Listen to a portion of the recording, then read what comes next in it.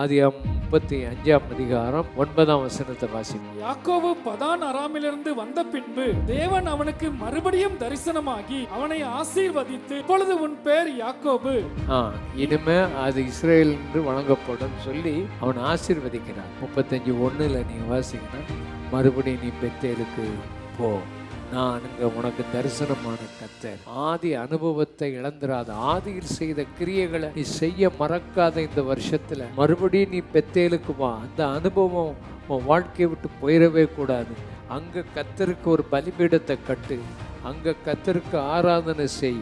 அதுக்கு முன்னால நிறைய அசுத்தங்கள் உனக்குள்ள இருக்குது, அதெல்லாம் கலற்றி உதைச்சி போட்டுட்டு மறுபடியும் நீ பெத்தேலின் அனுபவத்துக்கு நீ வந்துடணும். ஆதியில கொண்டிருந்த அன்பை விட்டுறாத, ஆதியில் கொண்டிருந்த விசுவாசம், ஆதியில் இருக்கிற அனுபவங்கள் உனக்கு போயிடக்கூடாது.